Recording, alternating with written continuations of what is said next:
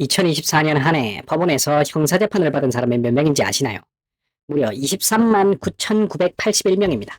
하루 평균으로 치면 약 657명.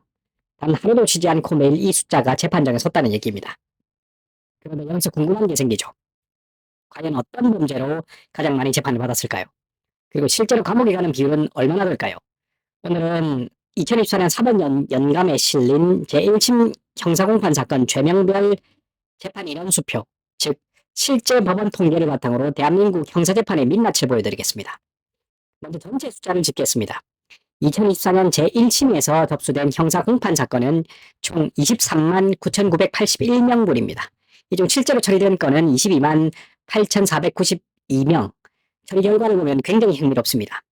실형, 즉 교도소에 실제로 가는 유기징역 판결은 7만 1,938명, 집행유예 10대 말에 당장은 안 가도 되지만 다시 범죄에 저지르면 바로 간다는 조건부 선처는 7만 3,279명, 그리고 재산형, 즉 벌금형이 5만 3,537명입니다.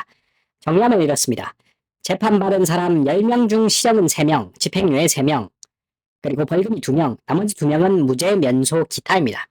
무죄는 6,725명인데 이게 전체의 약 2.9%예요. 굉장히 낮죠. 일단 기소되면 무죄받기가 그만큼 어렵다는 뜻입니다. 그럼 이제 죄명별로 들어가 보겠습니다. 1위는 사기와 공갈의죄, 접수가 47,129명, 전체 형사공판 피고인의 약 20%가 사기 공갈 사건입니다. 5명 중 1명이 사기꾼인 셈입니다. 대한민국이 사기고국이란 말이 농담이 아닌 것입니다. 처리된 45,079명 중 실형을 받은 사람은 27,594명, 실형 비율이 약 61%로 굉장히 높습니다. 사기범죄 결코 가볍게 보시면 안 됩니다. 그리고 2위가 상해와 폭행의죄, 접수가 18,349명, 생각보다 적어 보시죠.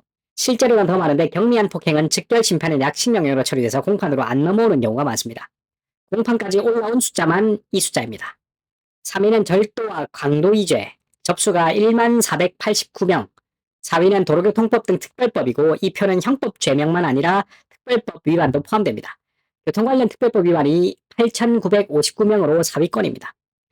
5위가 공무방해에 관한 죄입니다. 접수가 8,337명이고 공무원 폭행, 공무집행 방해죄가 이렇게 많다는 게 놀랍죠. 경찰에 대한 폭행 방해 사건이 그만큼 많다는 것입니다. 자, 이제 가장 무거운 범죄를 살펴봅시다. 살인의 죄입니다. 접수가 590명, 처리된 게 580명. 이 중 무기징역은 8명, 유기징역이 412명, 집행유예가 119명입니다. 집행유예 119명이 좀 의아할 수도 있죠. 살인인데 집행유예, 이건 주로 미수, 즉 살인을 시도했지만 실패한 경우나 과실치사가 살인의죄 범죄에 들어오는 경우 또는 극히 예외적인 양형사유가 있는 경우입니다. 완전 범죄 살인이 집행유예 받는 건 거의 없다고 보시면 됩니다. 무죄는 단 4명, 살인 기소에서 무죄 받는 건 정말 드뭅니다. 제가 형사사건을 주로 다루다 보니 이 두 제목은 특별히 짚고 싶습니다. 강간과 추행의죄, 성범죄, 접수가 5,881명이고 처리가 5,833명으로 실형이 1,912명, 집행유예가 1,942명, 실형과 집행유예가 거의 반반입니다.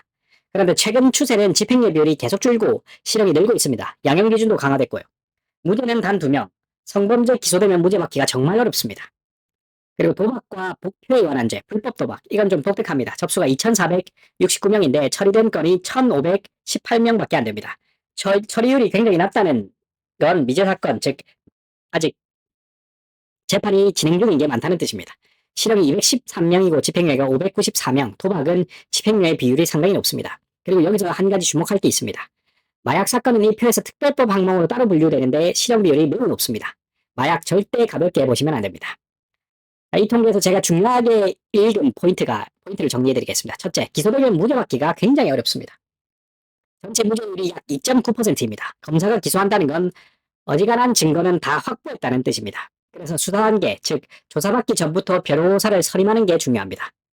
재판 단계에 와서 무죄를 다투는 건 통계적으로 매우 불리합니다. 둘째, 집행유예나 실형이냐는 초반 대응에서 결정됩니다. 양형에 영향을 주는 건 피해 회복, 진지한 반성, 범행 경위, 전과 여부입니다. 이걸 초반부터 체계적으로 준비해야 합니다. 재판이 시작되고 나서 부랴부랴 준비하면 늦습니다. 셋째, 사기 범죄는 피해자도 반드시 전략이 있어야 합니다.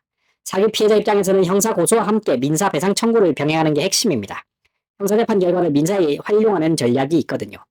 본인이나 주변에 형사 문제가 생겼다면 절대 혼자 판단하지 마십시오. 꼭 전문가와 먼저 상담하시기 바랍니다. 오늘 핵심만 정리합니다. 하나, 대한민국 형사공판 피고인 24만 명 중 1위는 사기, 2위는 상해 폭행, 3위는 절도 강도.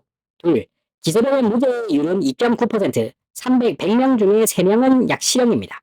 셋, 수사단계부터 전문가의 도움을 받는 것이 가장 중요합니다. 이 영상이 도움이 되셨다면 좋아요, 구독 부탁드립니다.